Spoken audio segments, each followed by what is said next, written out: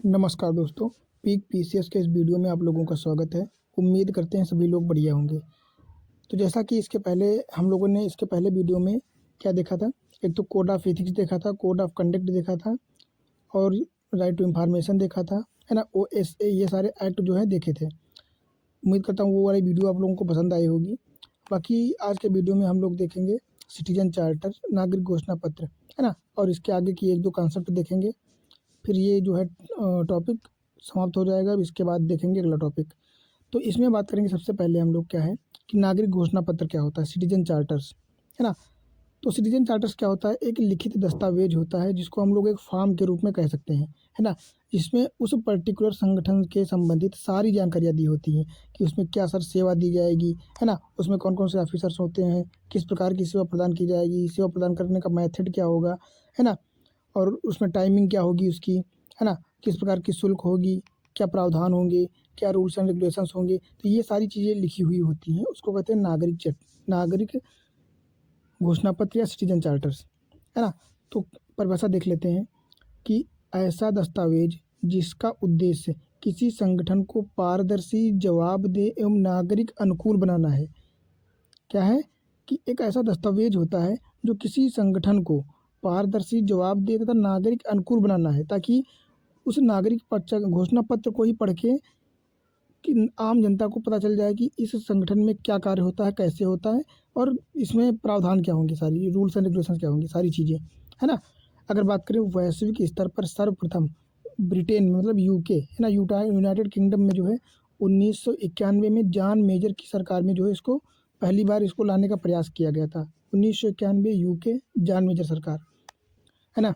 अगर बात करें कि सिटीजन चार्टर्स की विशेषताएं क्या होती हैं, तो विशेषताएं यही होती हैं जो अभी मैंने बताया। एक तो होता है कि यह एक लिखित दस्तावेज होता है। ये कैसा होता है, ये एक लिखित दस्तावेज होता है ना। आप फॉर्म समझ सकते हो या पोस्टर समझ सकते हो। फिर क्या है कि इसमें संगठन की सेवाओं की सुनिश्चित गारंटी दी जाती है कि किस प्रकार की सेवाएं दी जाएंगी और उनका प्रावधान क्या होगा और कितने टाइम में दी जाएंगी, ये सारी सुविधाएं उस पर होती हैं। अगला हो जाएगा उपभोक्ता अनुकूल, और उसमें जो चीज़ें लिखी होंगी एकदम सरल भाषा में लिखी होंगी जो उपभोक्ता के अनुकूल होंगी और उपभोक्ताओं को जानकारी देंगी कि वहाँ पे क्या क्या चीज़ें उपलब्ध हैं। ठीक है। इसके साथ ही गुणवत्तापूर्ण सेवा, इस चीज़ की गारंटी होती है उसमें, और एक निश्चित समय पर सेवा की गारंटी देने की बात भी उसमें की जाती है। तो ये सारी इसकी विशेषताएं हो जाती हैं। अब बात करते हैं उद्देश्यों की। तो नागरिक घोषणा पत्र के क्या उद्देश्य हो जाएंगे कि संसाधनों का प्रभावी रूप से जो है इनका उपयोग किया जाए, है ना, और नवाचार और सुधार को बढ़ावा देना तथा पारदर्शिता और खुलापन आएगा इससे, है ना। चूँकि सारी जानकारियाँ जब नागरिक चार्टर पर ही मिल जाएंगी बाहर ही, तो इससे बढ़ावा मिलेगा किसको, पारदर्शिता को, है ना, और खुलापन आएगा। फिर नागरिकों का जो है क्या हो जाएगा, हक, जो उनका अधिकार है कि उनको पता होना चाहिए कि इस संगठन में क्या चीज़ें हैं, कैसे उनकी व्यवस्था की गई है। तो ये नागरिकों का अधिकार या नागरिकों का हक होगा, है ना। और परामर्श एवं भागीदारी को बढ़ावा मिलेगा तथा नागरिक केंद्रित होगा जो है चार्टर होगा, घोषणा पत्र होगा, है ना। और उचित व्यवहार को बढ़ावा मिलेगा। सभी हितधारक जो है इसमें शामिल हो सकेंगे, फिर जनता हो या वहाँ के वर्कर्स हों या फिर मैनेजमेंट हो या संगठन हो, कुछ भी हो, है ना। तो ये सारी चीज़ें। फिर सार्वजनिक वक्तव्य, है ना, ये सारे क्या है इसके, ये सारे कार्य करना या इन उद्देश्यों को जो है पूरा करेगा सिटीजन चार्टर। अगर बात करें सिटीजन चार्टर के इतिहास की, तो क्या है कि भारत में सिटीजन चार्टर अनुक्रियाशील प्रशासन संबंधी राष्ट्रीय संवाद, है ना, जिसको action plan for effective and responsive government या गवर्नेंस, है ना, इसके लिए जो है सिफारिश की गई थी। बात करें तो 1997 में मुख्यमंत्रियों के सम्मेलन द्वारा राष्ट्र व राज्य स्तर पर सभी संगठनों में सिटीजन चार्टर बनाने की जो है बात करी गई थी। सबसे पहले कब करी गई थी, तो 1997 में, है ना। अगर बात करें सिटीजन चार्टर के 6 सिद्धांत हैं, है ना, ये सबसे महत्वपूर्ण सिद्धांत हैं और ये यूपीपीसीएस की बात तो नहीं कह सकते, पर यूपीएससी में कई बार पूछा गया, कम से कम 3 से 4 बार पूछा जा चुका है ना, ये 6 सिद्धांत। तो इसमें पहला सिद्धांत क्या हो जाएगा, गुणवत्तापूर्ण सेवा। गुणवत्तापूर्ण सेवा मतलब सेवाओं की गुणवत्ता में सुधार करना, है ना। जो सुविधाएं आप वंचित वर्ग तक या लक्षित समूह तक पहुंचा रहे हो, उसमें पूरी की पूरी गुणवत्ता बनी रहनी चाहिए। ऐसा नहीं है कि धांधली या भ्रष्टाचार के माध्यम से अगर 500 रुपये की सामान देनी है तो उसमें 300 रुपये की सामान दो, 200 रुपये खा जाओ, है ना। तो गुणवत्तापूर्ण सेवा को एकदम बढ़िया से पहुंचाना है। दूसरा मानक, यह विनिर्दिष्ट करते हुए कि एक समय सीमा के अंदर क्या उम्मीद की जानी चाहिए, है ना। तो ये सारे मानकों को ध्यान में रख के जो है कार्य करना है आपको। दूसरा मूल्य होता है करदाता के धन के लिए, है ना। जवाबदेहता, सेवा प्रदाता की जवाबदेही को सुनिश्चित करना, जवाबदेही को, है ना, और उसको बनाए रखना। अगला पारदर्शिता हो जाएगी, नियमों, प्रक्रियाओं, योजनाओं और शिकायत निवारण संबंधी जो समाधान होने हैं, इन सभी में पारदर्शिता को बढ़ाए रखना तथा तटस्थता और बिना किसी पक्षपात के जो है कार्य को करना, है ना। सेवाओं का विकल्प, उपयोगकर्ता के लिए यहाँ कहीं भी संभव हो वहाँ आपको विकल्प प्रदान करने की, आपको, ताकि सामने वाले को जो है आप पे विश्वास बना रहे और आपका जो है कार्य करने में उसकी भागीदारी शामिल हो सके, है ना। इसलिए वहाँ पे आपको जहाँ कहीं भी संभव हो, जिस प्रकार से संभव हो, आपको विकल्प प्रदान करने हैं, है ना।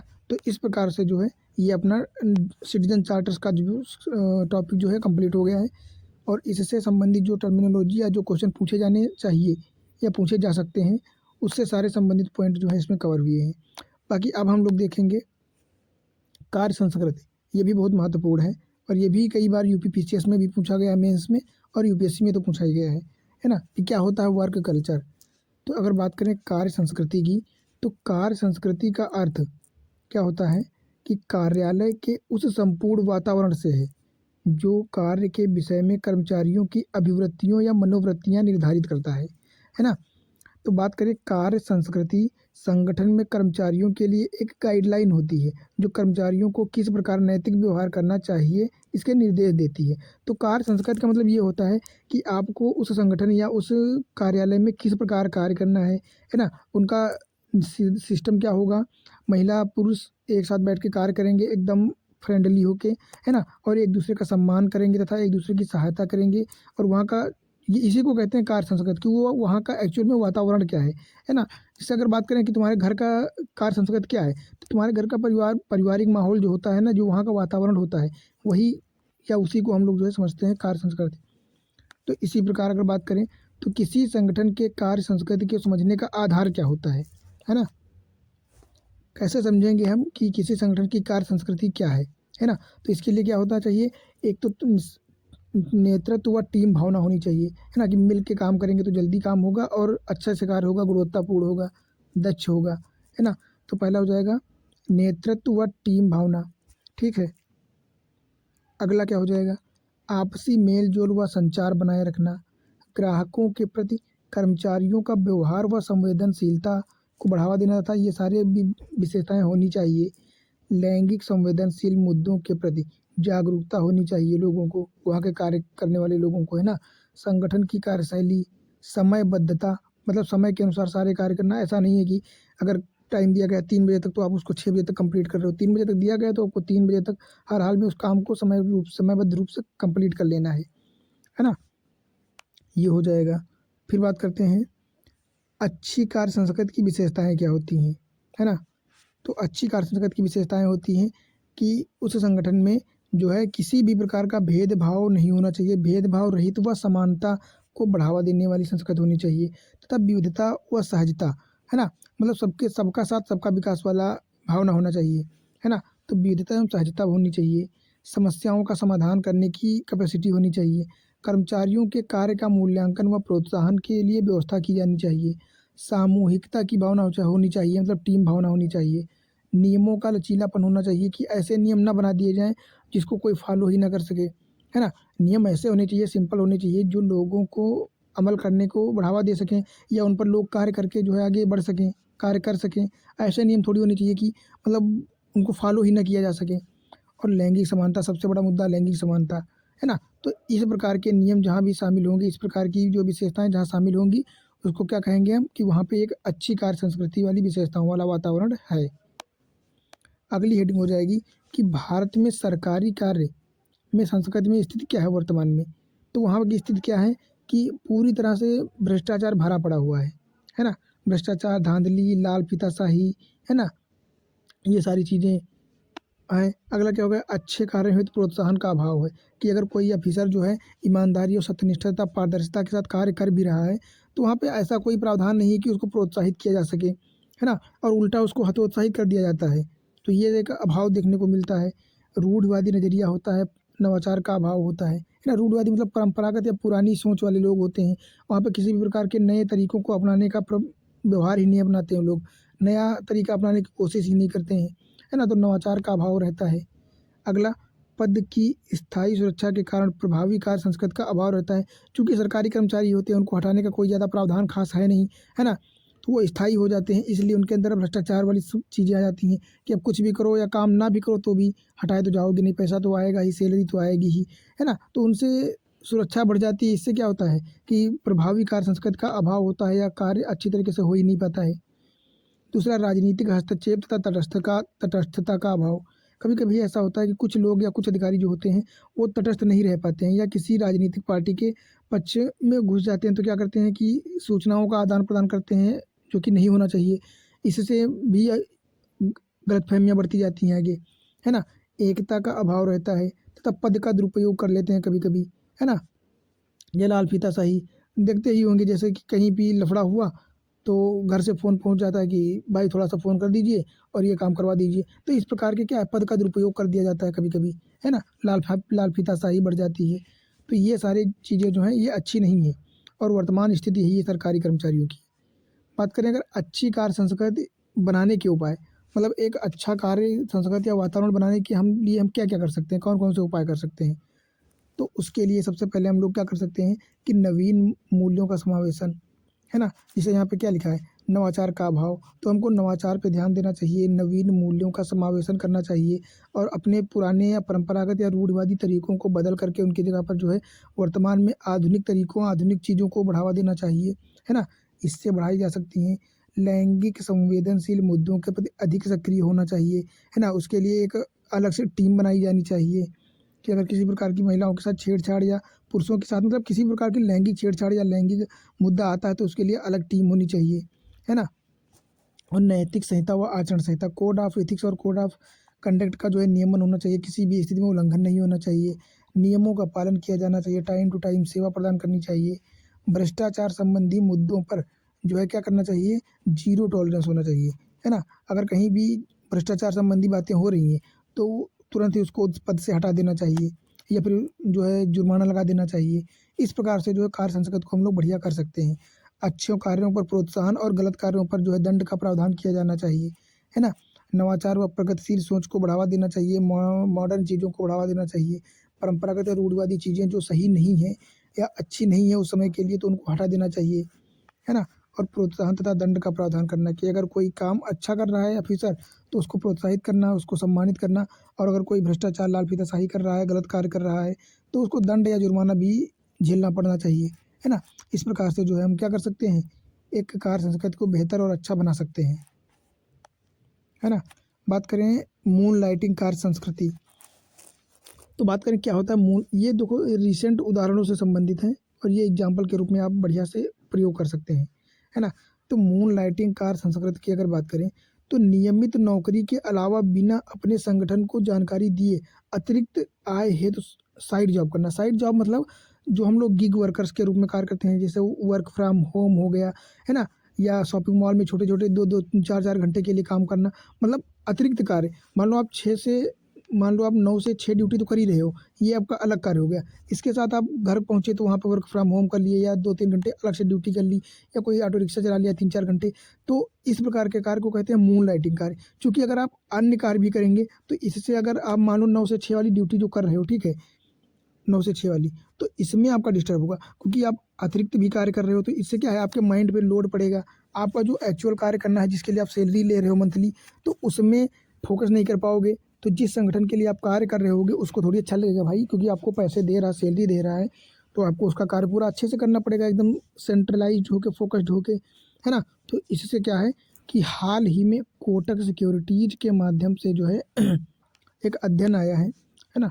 तो कौन सा अध्ययन, कोटक सिक्योरिटी के एक अध्ययन में उनके 60% कर्मचारी अन्य कार्यों में संलग्न थे। मतलब कहने का मतलब ये है कि एक अध्ययन आया है, एक सर्वे आया है कि कोटक सिक्योरिटीज़ में जो लोग कार्य करते हैं, जो कर्मचारी कार्य करते हैं, उसमें 60% कर्मचारी ऐसे हैं जो उस कार्य के अतिरिक्त साथ में दूसरा कार्य भी करते हैं, गिग वर्किंग करते हैं, वर्क फ्रॉम होम करते हैं।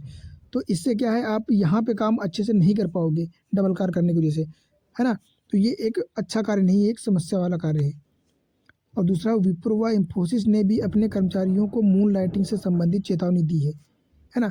तो भारत में मून लाइटिंग से संबंधित कोई स्पष्ट कानून नहीं है, तो ये एक समस्या है। इसके लिए आपको एक अच्छा कार्य मतलब गिग वर्किंग के लिए एक बेहतर नीतियाँ बनानी चाहिए, है ना। अगर बात करेंगे इसके विकास के कारक क्या हैं, मतलब कौन कौन से कारण हैं जिसके कारण गिग वर्किंग या वर्क फ्रॉम होम ड्यूटी के साथ करने की चिंताएं बढ़ रही हैं। तो एक तो कोविड-19 हो सकता है। कोविड-19 के चलते जो है मुख्य कार्य या जो ग्राउंड लेवल का कार्य था वो बंद हो गया था। उसके चलते पैसों की कमी के लिए लोग क्या कर रहे थे, वर्क फ्रॉम होम करने लगे थे, है ना। दूसरा गिग इकॉनमी मतलब वर्क फ्रॉम होम ही होता है। फिर दूसरा होता है अगला हो जाएगा जॉब प्रोफाइल बदलाव, है ना। मतलब जॉब की जो प्रकृति है उसके बदलाव हो जाएगा, तो ऑनलाइन वर्किंग हो जाएगा।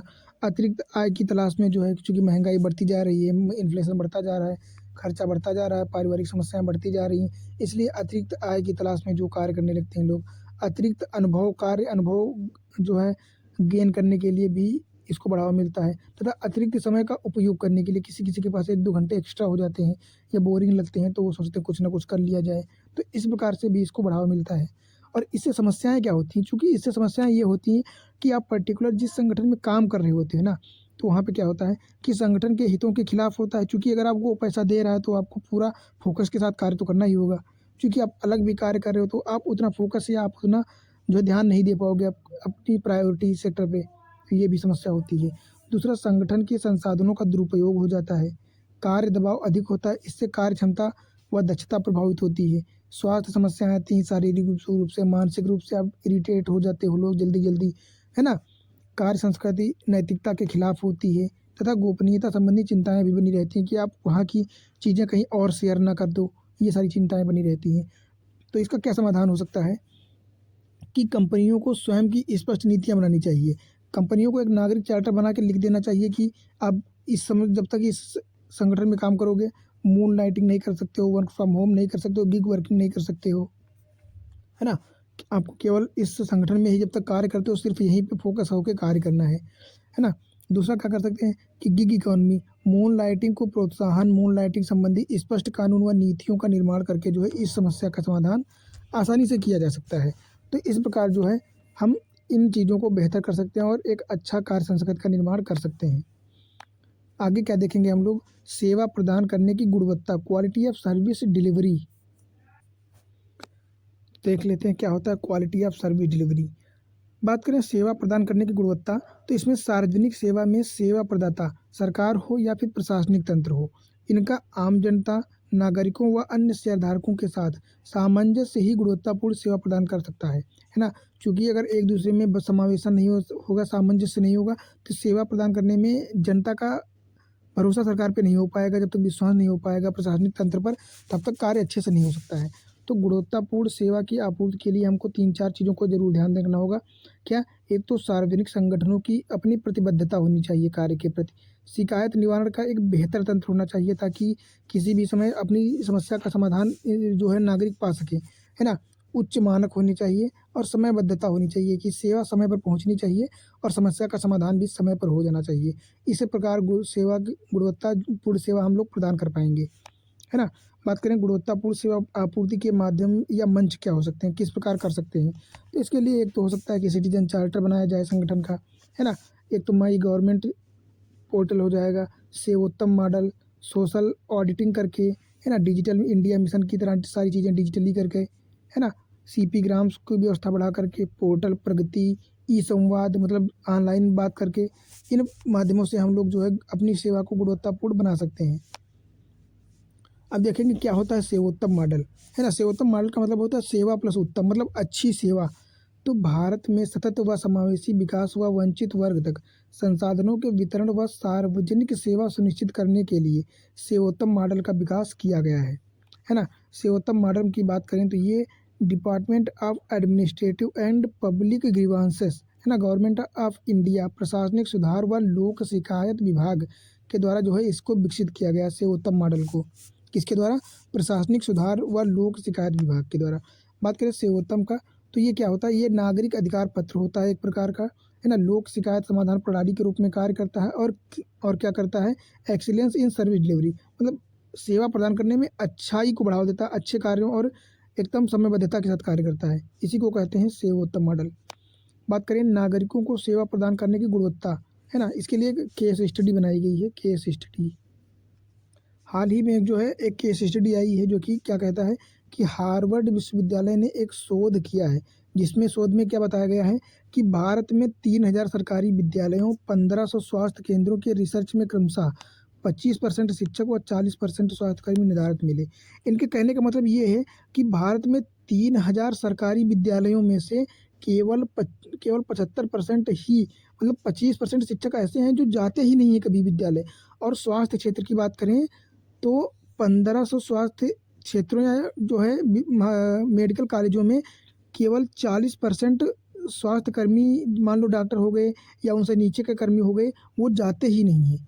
सोचो 100 में से 40 बंदे जाते ही नहीं हैं, कितना खतरनाक या कितनी शर्मनाक चीज़ है ना। तो इस प्रकार की सर्विस डिलीवरी अगर होगी तो कहाँ से काम चल पाएगा, अच्छा कहाँ से स्वास्थ्य व्यवस्था सही हो पाएंगी, है ना। तो ये बहुत ही बढ़िया केस स्टडी है, इसको आप आंसर राइटिंग में अपने यूज़ कर पाओगे बहुत सही से।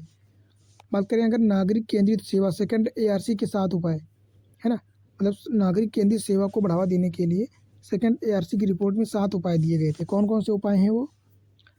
पहला हो जाएगा कि सेवाओं की परिभाषा तय कर देना, है ना, कि किसी क्षेत्र में कौन सी सेवा प्रदान कर दी जा रही है उसके लिए एक परिभाषा जरूरी होनी ही चाहिए, है ना। तो सेवाओं की सबसे नंबर 1 पे परिभाषा तय करनी चाहिए। दूसरा, उसका निगरानी तंत्र एकदम बेहतर होना चाहिए तथा मानक तय करना, आकलन करना और सतत सुधार की ओर तथा क्षमता विकास पर ध्यान देना और निष्पादन भी देखना कि क्या निष्पादन किया जा रहा है, क्या रिजल्ट प्राप्त हो रहे हैं। इस प्रकार हम लोग जो है नागरिक केंद्रित सेवा को बढ़ावा दे सकते हैं, है ना। अगला हो जाएगा प्रभावी शिकायत निवारण तंत्र होना चाहिए, जैसे CP ग्राम। इसके लिए क्या कर सकते हैं हम लोग, है ना, तो केंद्रीय सार्वजनिक शिकायत निवारण व निगरानी तंत्र बढ़ाया दिया जाए। राष्ट्रपति सचिवालय, प्रधानमंत्री ऑफिस हो जाएगा, DRPG, केंद्रीय राज्यों व विभिन्न मंत्रालय, सरकारी संस्थाएं, इन जगह पे, हर जगह पे क्या एक प्रभावी शिकायत निवारण तंत्र की व्यवस्था की जानी चाहिए, है ना। फिर अगला क्या हो जाएगा, प्रगति पोर्टल। क्या है प्रगति पोर्टल? इसको क्या कहते हैं हम लोग, proactive governance and timely implementation, है ना। मतलब प्रधानमंत्री द्वारा लंबित शिकायतों की निगरानी, मतलब ऐसी शिकायतें जो प्रधानमंत्री को लंबित की गई हैं उनकी निगरानी करने के लिए प्रगति पोर्टल बनाया गया है। फिर बनाया गया जनसंपर्क। जनसंपर्क क्या है, ये ऑनलाइन शिकायत को जो है ग्रहण करता है और निःशुल्क सुविधा प्रदान करता है उसकी, है ना। जैसे कॉल सेंटर हो गया, इसके लिए डायल कर सकते हैं 181, है ना। इस प्रकार बात करें लोक निधि का उपयोग, ये बहुत ही बढ़िया मुद्दा है ना, कि लोक निधि का उपयोग क्या है। इसका उपयोग हमको किस प्रकार करना है, एक तो सतत व समावेशी विकास के साथ करना है। संसाधनों का विकेंद्रीकरण करना, विकेंद्रीकरण का मतलब अन्य अन्य पार्ट या अन्य अन्य डिपार्टमेंट को अलग अलग पावर्स देनी, है ना, ना कि केवल एक में ही सारी पावर्स दे देनी, है ना। तो इसको विकेंद्रीकरण करना। लोक सेवाओं का विवरण प्रदान करना, आधुनिक आधारभूत ढांचे का निर्माण करना, है ना, वर्तमान की समय या स्थिति अनुसार, समयानुसार या जो है आवश्यकता अनुसार ढांचे का निर्माण करना, असमानता की खाई को कम करना या ख़त्म करना, कल्याणकारी योजनाओं को बढ़ावा देना जो जनता के लिए अच्छी हों, संसाधनों का दक्ष उपयोग करना दक्षता के साथ, है ना। ये क्या हो जाएंगे, ये लोक निधि का उपयोग इस प्रकार अच्छे से किया जा सकता है। बात करें लोक निधि में उपयोग में संबंधित समस्याएं क्या हैं, तो पहला नंबर तो यही हो जाएगा, शासन व्यवस्था में पूरी तरह से भ्रष्टाचार भर चुका है ना। तो शासन में भ्रष्टाचार एक समस्या हो जाती है। निगरानी व पारदर्शिता की समस्याएं भी है, क्योंकि निगरानी और पारदर्शिता सरकारी क्षेत्रों में उतनी बेहतर हो नहीं पाती है कितनी भी कोशिश की जाए, है ना। राजनीतिक दलों और प्रशासन में गठजोड़ हो जाता है तो क्या हो जाता है, एक अलग ही तंत्र बन जाता है कि प्रशासन से संबंधित जानकारी वहाँ पहुँच जाती है और राजनीतिक दल पैसा खिला करके जो है कार्य करते रहते हैं अपने हिसाब से। इसको क्या कहते हैं, क्रोनी कैपिटलिज्म या क्रोनी पूंजीवाद को बढ़ावा मिलता है। ज़्यादा से ज़्यादा लाभ कमाती हैं पार्टियाँ, पॉलिसी पैरालिसिस हो जाता है ना। जन भागीदारी का अभाव होता है इससे, चूँकि जनता का विश्वास ही नहीं बन पाता है प्रशासन में। नौकरशाही, अभिवृत्ति या लाल फीताशाही को बढ़ावा मिल जाता है। सिटीजन चार्टर, सोशल ऑडिट हो जाता है या इसके क्रियान्वयन का अभाव रहता है। टाइम पर लोक लेखा नहीं हो पाती है। नागरिक चार्टर कोई संगठन बनाते ही नहीं है, तो क्या हो जाता है, इससे जो है समस्याएं पैदा हो जाती हैं और इस प्रकार तंत्र अच्छी तरह से चल ही नहीं पाता है ना। अगर बात करें इसको हम कैसे सही कर सकते हैं, तो लोक निधि का निगरानी तंत्र बना सकते हैं, है ना। क्या कर सकते हैं, इसके लिए कंट्रोलर एंड ऑडिट जनरल हो जाएगा। ई गवर्नेंस, न्यायिक नियंत्रण के माध्यम से हम कर सकते हैं इसको। फिर लोकपाल या लोकायुक्त, राइट टू इंफॉर्मेशन, सरकारी बजट, सोशल ऑडिट, सरकारी खाता, ये ऐसे उपकरण हैं, इनके माध्यम से हम इसको बेहतर कर सकते हैं। पर बेहतर तो तभी चीज़ें होंगी जब लोग उसमें इंटरेस्टेड होंगे, है ना। इनका कितना भी व्यवस्था कर दी जाए, पर अगर भ्रष्टाचारी लोग बैठे हैं तो भ्रष्टाचार तो हो ही जाता है यार, है ना। तो ये सारी चीज़ें रहती हैं। अगला क्या हो जाएगा, भारत में सिविल सेवा और भ्रष्टाचार। अगर इसकी बात करें तो किसी लोक सेवक द्वारा अनाधिकृत धन, उपहार या अन्य लाभ के लिए अपने पद की शक्तियों का अनुप्रयोग या दुरुपयोग करना क्या कहलाता है, भ्रष्टाचार कहलाता है। मतलब अपने स्वार्थ के लिए या अपने धन उपहार प्राप्त करने के लिए किसी भी प्रकार के अगर निर्णय दे रहे हो आप किसी के पक्ष में या अपक्ष जो है पक्षपात कर रहे हो किसी के साथ, तो यह भ्रष्टाचार ही कहलाता है। बात करें सिविल सेवाओं में भ्रष्टाचार के रूप किस किस प्रकार से होते हैं। एक तो भाई भतीजावाद हो जाता है ना। सत्ता का दुरुपयोग कर दिया जाता है और रिश्वतखोरी की जाती है, लाल फीताशाही की जाती है और विवेकाधीन शक्तियों का दुरुपयोग किया जाता है। विवेकाधीन शक्तियों का दुरुपयोग किस प्रकार किया जाता है कि आपको अगर कोई पावर दी गई है, मान लो आप डीएम हो तो आपके पास बहुत सारी पावर्स होती हैं, है ना। इनका उपयोग आप अपने क्षेत्र में अपने स्वार्थ के लिए भी कर लेते हैं कभी कभी। तो इस प्रकार जो है विवेकाधीन शक्तियों का दुरुपयोग हो जाता है। अगला हो जाएगा भ्रष्टाचार की चुनौतियाँ क्या हैं। तो भ्रष्टाचार निष्ठा के सामान्य मापदंडों जो या मानदंड होते हैं उनके विचलन का एक रूप है। भ्रष्टाचार अपने व्यक्तिगत हित साधने हेतु अपनी स्थिति, पद या साधनों का जानबूझकर किया गया सो उद्देश्य या उद्देश्यपूर्ण प्रत्यक्ष या अप्रत्यक्ष रूप से दुरुपयोग होता है, चाहे वह आर्थिक लाभ के लिए हो या फिर शक्ति या प्रभाव को बढ़ाने के लिए, है ना। इस प्रकार जो है भ्रष्टाचार बढ़ता जाता है और इसी कारण जो है भारत का तंत्र पूरी तरह से बेहतर नहीं हो पा रहा है ना। तो इनकी समस्याओं के समाधान के लिए हम लोगों ने जो ऊपर उपाय किए थे उनको एक बेहतर तरीके से, बेहतर रणनीति के साथ एक मॉडर्न तरीके से जो है बनाने की ज़रूरत है ना। इस प्रकार हम लोग जो है भ्रष्टाचार या लाल फीताशाही को ख़त्म कर पाएंगे, है ना। तो इस प्रकार जो है अपना ये टॉपिक भी ख़त्म हो जाता है, समाप्त हो जाता है, कंप्लीट हो जाता है। और इसकी जो टर्मिनोलॉजी सारी थी वो हम लोगों ने देख ली है ना। अगला आपका लास्ट टॉपिक होगा ये, जो कि हम लोगों ने पहले ही छोड़ दिया था। इसके पहले हमने पहला, दूसरा और तीसरा, चौथा टॉपिक देखा था, फिर डायरेक्ट छठा देख लिया था, पाँचवा छोड़ दिया था। अब हम लोग देखेंगे छठे टॉपिक में क्या देखेंगे, पाँचवें में भारत तथा विश्व के नैतिक विचारक, दार्शनिक और उनका योगदान तथा महान नेता, सुधारक, प्रशासन और इनका शिक्षा के क्षेत्र में क्या उद्देश्य या क्या योगदान रहा है, ये देखेंगे, जो कि अगले टॉपिक में देखेंगे। बाकी इसमें हम लोगों ने जो है सारी चीज़ें देख ली है ना। बाद में सिविल सेवा के भ्रष्टाचार देख लिया है ना। और जो महत्वपूर्ण पोर्टल थे वो देख लिया है। बाकी सेवोत्तम मॉडल हो या फिर सेवा प्रदान करने की गुणवत्ता, है ना, या फिर नागरिक चार्टर की बात करें, अच्छी कार्य संस्कृति की बात करें, तो ये सारी चीज़ें हम लोगों ने इसमें देखी हैं। और उम्मीद करते हैं कि ये वीडियो आप लोगों को बहुत ही सही लगा होगा और इसमें जो चीज़ें दी गई हैं आपको बेहतर लगी होंगी, अच्छी लगी होंगी और इससे आप लोगों को कुछ ना कुछ तो अच्छा सीखने को मिला होगा, है ना। तो आप लोगों से एक रिक्वेस्ट है कि प्लीज़ वीडियो को लाइक कर दीजिए और जितना हो सके शेयर कीजिए, है ना, ताकि हमारा मोटिवेशन भी बना रहे और अन्य सीरीज हम लोग जो है स्टार्ट कर सकें, है ना। तो चैनल को सब्सक्राइब कर लीजिए और मिलते हैं अगली वीडियो के साथ जो है अगले टॉपिक में। और फिर अगले टॉपिक में जो है अपना इथिक्स का जो सिलेबस था जीएस पेपर 4 का, है ना, ये भी कंप्लीट हो जाएगा पूरा। फिर मिलते हैं।